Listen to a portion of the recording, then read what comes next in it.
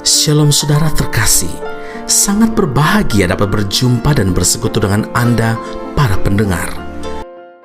Di Hebron ia memerintah atas Yehuda 7 tahun 6 bulan, dan di Yerusalem ia memerintah 33 tahun atas seluruh Israel dan Yehuda. Saudara yang terkasih, setiap manusia pasti punya rencana dalam hidupnya, tapi tidak semuanya rencana dari manusia akan terlaksana atau terwujud, sebab Tuhanlah yang menentukan.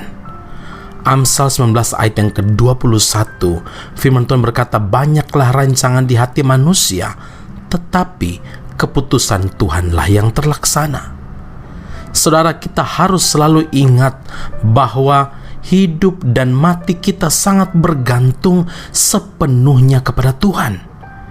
Jadi tidak ada alasan bagi kita untuk menjadi sombong atau memegahkan diri. Amsal 27 ayat 1 berkata, janganlah memuji diri karena esok hari, karena engkau tidak tahu apa yang akan terjadi hari itu. Tapi bila Tuhan yang memiliki rencana, kehendak Tuhan atau keputusan, semuanya pasti akan terlaksana dan tergenapi. Sebab Ayub 42 firman Tuhan berkata, engkau sanggup melakukan segala sesuatu dan tidak ada rencanamu yang gagal. Saudara, begitu juga ketika Tuhan memiliki rencana untuk memilih, untuk mengangkat, untuk meninggikan seseorang. Cepat atau lambat, semuanya pasti akan menjadi kenyataan. Sungguh, dengarkan firman Tuhan ini saudara, peninggian itu datangnya dari Tuhan, bukan dari bos, bukan dari pimpinan. Mereka dapat dipakai oleh Tuhan untuk jadi alat membawa kita naik tinggi.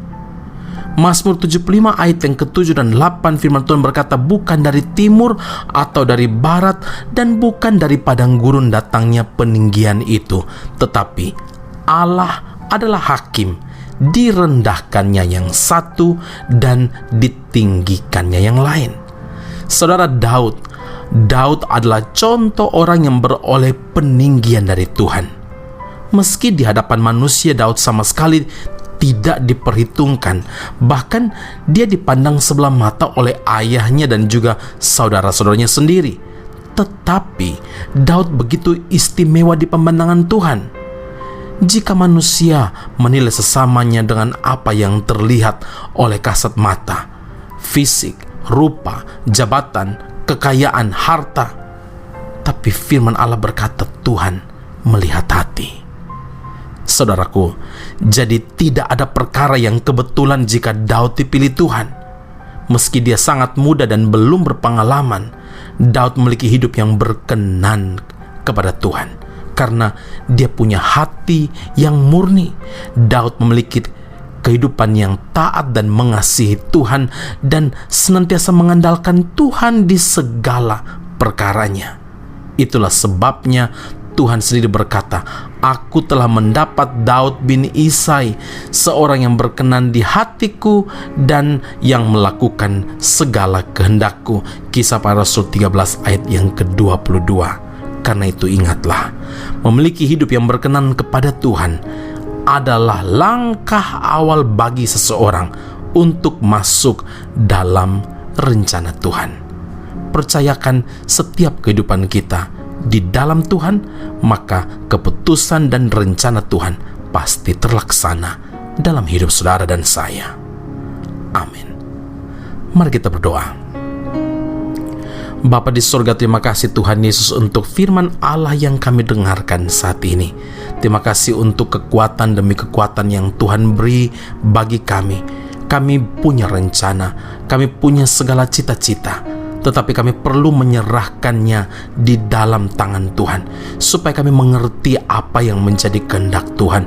Dan ketika kehendak Tuhan itu terlaksana, maka kami sudah percaya dan bahkan sungguh-sungguh yakin, karena rancangan Tuhan selalu terbaik bagi kami dan tidak ada rencanamu yang gagal dalam kehidupan setiap anak-anakmu.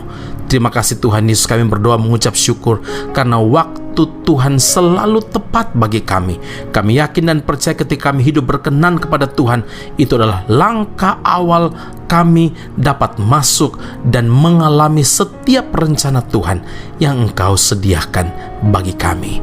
Pujian, hormat, kemuliaan bagi nama Allah yang hidup dalam Kristus Yesus Tuhan dan Juru Selamat kami. Kami berdoa dan mengucap syukur kepada Bapa di surga. Haleluya. Amin.